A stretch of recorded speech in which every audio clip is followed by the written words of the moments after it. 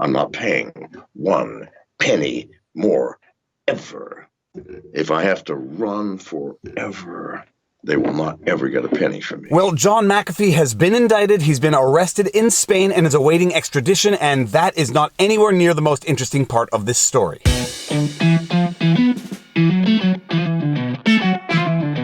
Viva Frei, Montreal litigator turned YouTuber, and if you have yet to hear the news, John McAfee has been indicted, arrested in Spain, and is awaiting extradition on tax evasion, tax avoidance, tax charges. I don't say evasion, I say avoidance. Now, if the name John McAfee sounds familiar to you, you might know him more recently from his role in the cryptocurrency markets, or you might be in my age bracket or older and remember him as the founder of McAfee and Associates. They made McAfee Antivirus, which was one of the first commercial antivirus softwares out there.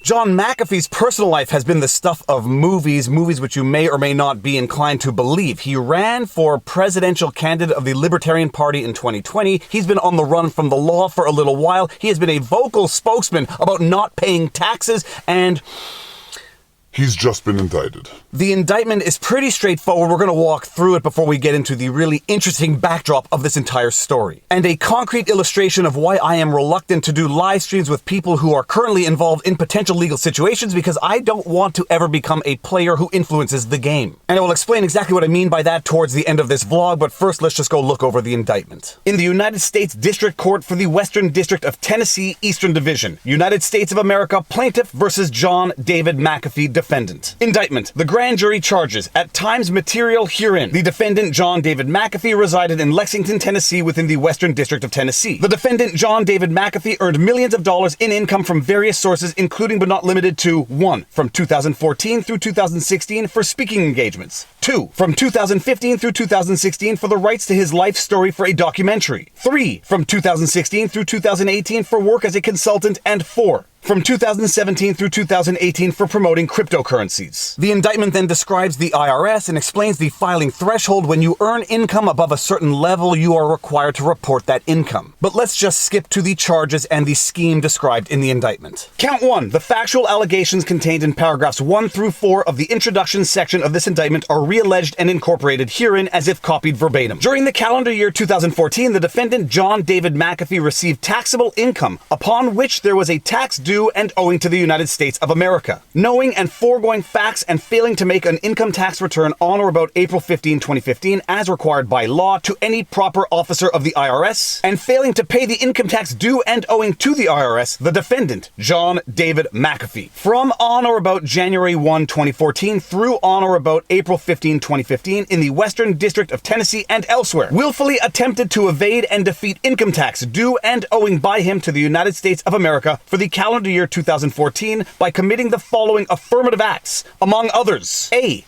Directing the payment of his income to a bank account in the name of a nominee, and B. Purchasing real property and titling and causing the titling of that property in the name of a nominee, in violation of Title 26 United States Code Section 7201. Any person who willfully attempts in any manner to evade or defeat any tax imposed by this title or the payment thereof shall, in addition to other penalties provided by law, be guilty of a felony and, upon conviction thereof, shall be fined not more than $100,000, $500,000 in the case of a corporation, or imprisoned not more than 5 years, or both, together with the costs of prosecution. This may be the opportune moment to open a slight parenthesis and highlight the difference between tax evasion and tax avoidance. Tax evasion is concealing income for the purposes of not reporting that income, for the purposes of not paying taxes on it, and it's illegal. Tax avoidance is merely using all the rules in the book to reduce your taxes as much as legally possible. The remaining charges in the indictment are sort of a variation of the first. We'll skip through them so that we can get to the truly interesting and fascinating part of this story. Count 2. The factual allegations contained in paragraphs 1 through 4 of the introduction section of this indictment are re-alleged and incorporated herein as if copied verbatim. Knowing the foregoing facts, yada yada yada, John David McAfee, from on or about January 1, 2015 through on or about April 18, 2016 in the Western District of Tennessee and elsewhere, willfully attempted to evade and defeat income tax due and owing by him to the United States of America for the calendar year 2015 by committing the following affirmative acts, among others. Directing the payment of his income to a bank account in the name of a nominee, in violation of Title 26 United States Code Section 7201. Now, if you are anything like me, you should be asking yourself, what is a nominee? But it is just a fancy legal word for someone working on behalf of someone, an agent. I'll read a definition just to make it perfectly clear. A person or entity who is requested or named to act for another, such as an agent or trustee. And the other definitions are really not applicable, but you can take the time to read them for your own personal edification.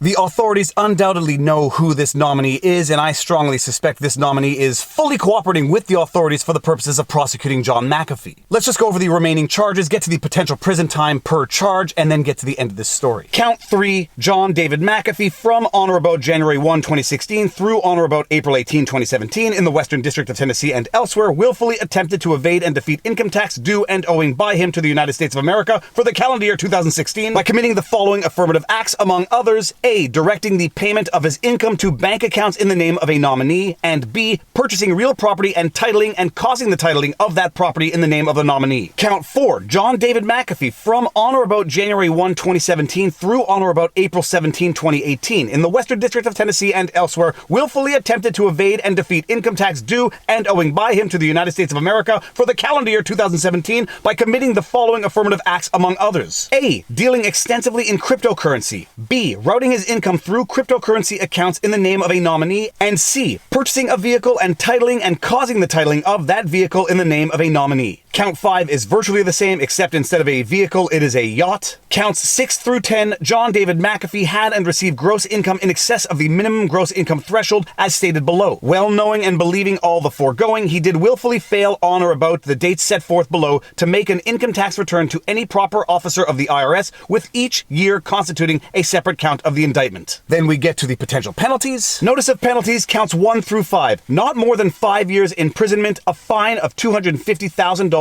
or both, not more than 3 years supervised release, together with a $100 special assessment. Counts 6 through 10, not more than 1 year imprisonment, a fine of $100,000 or both, not more than 1 year supervised release, together with a $25 special assessment. Now, according to an article in The Verge, which details the charges against John McAfee and goes a bit more in detail into his life, John McAfee has become something of what they call a cryptocurrency evangelist. John McAfee, who built a fortune selling cybersecurity software and has in recent years become a cryptocurrency evangelist, has been indicted on charges of tax evasion by the Department of Justice. He has been arrested in Spain and is awaiting extradition, the Department of Justice said. Now, for right or for wrong, I am skeptical of any news outlet that I consider to be mainstream media, and I don't really know what a cryptocurrency evangelist is, but just as a pure matter of fact, John McAfee just did an interview on a friend of mine's YouTube channel, Eric Hunley, where he really went into the benefits of cryptocurrency if your goal is to not pay taxes. Now, I started going on the international stage with cryptocurrency. I was doing 6 to 7 conferences internationally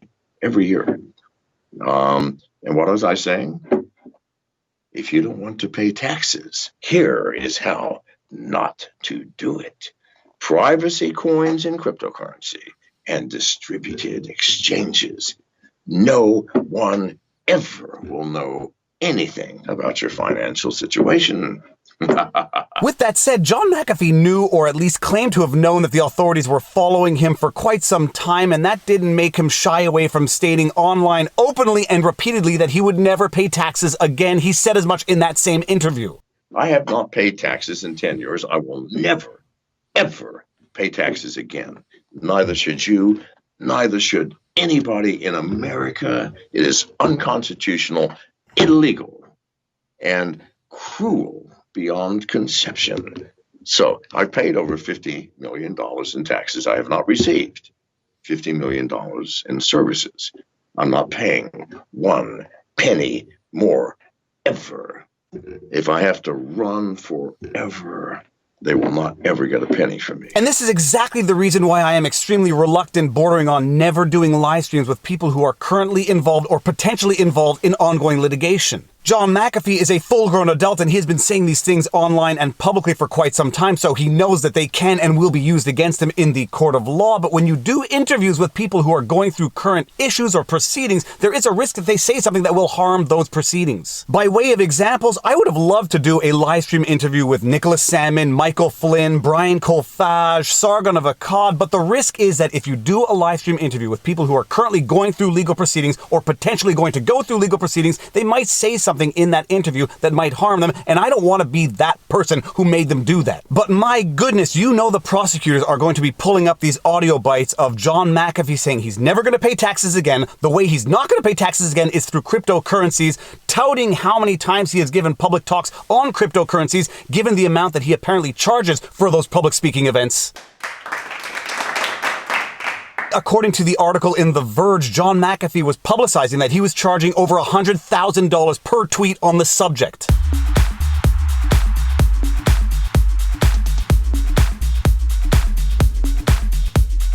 Whether or not that income was derived in the United States such that taxes on that amount are owing to the United States government is a legal question, but you know that the evidence is out there on the internet, never to go away. And on the income that John McAfee might have earned off the selling of his life story for the Showtime documentary in 2016, the Verge article writes as follows. McAfee was also the focus of a 2016 Showtime documentary that suggested he paid a hitman to kill a neighbor while he lived in Belize in November 2012. I am not certain that the documentary being referred to here by The Verge is the same documentary that was mentioned in the first paragraphs of the indictment. I suspect it was, but when I say the backstory to this situation is more interesting than the indictment, this is what I mean. John McAfee was indeed suspected of having paid a hitman to kill his neighbor in Belize in 2012 as a result of a dispute that resulted over John McAfee's dogs, and apparently the neighbor poisoned John McAfee's dogs. It has never been proven, and John McAfee never faced any charges, but it is suspected that John McAfee paid a local hitman to kill his neighbor as a result. And although he was never formally charged in Belize, he was sued in the United States for wrongful death, and as a result of having failed to appear or defend himself in that lawsuit, had a judgment rendered against him by default in the amount of $25 million to pay to the family of the deceased. John McAfee ordered to pay $25 million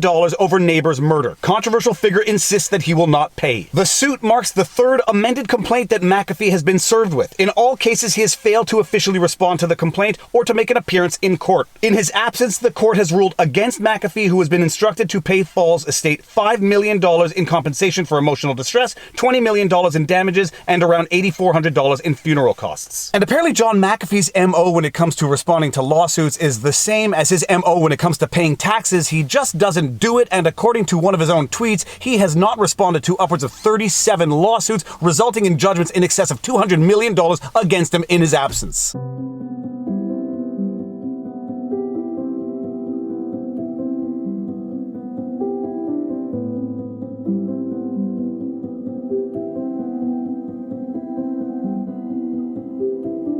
That is the backdrop to the tax charges, and what a fascinating backdrop it is for anyone who thought McAfee was only that antivirus that you might still have on your computer from 2001. If you still have that computer, there is just a little more to the story. I will be following it. I will be discussing it with Robert Barnes during our next live stream, which will be tomorrow as at the time of shooting this vlog. It'll be yesterday or in the past, in the future. That makes no sense. Actually, that makes total sense. It's just totally confusing. I am curious to hear Robert Barnes' take on the situation, and I have no doubt it will be a fascinating, albeit potentially contrarian take of the situation. To be continued, and with that said, if you like my videos, you like my content, please be sure to like, share, subscribe, hit the notification bell, drop a comment in the comment section below because it feeds the algorithm. If you want to support the channel, all of the support links are in the pinned comment. We've got PayPal, Subscribestar, Patreon, YouTube membership. No Bitcoin just yet, but we have merch if you're interested in merch. But more important than all of that, take care of yourselves, check in on friends and family, make sure everyone around you is doing well, and now you know your vlog. Peace out. Booyah!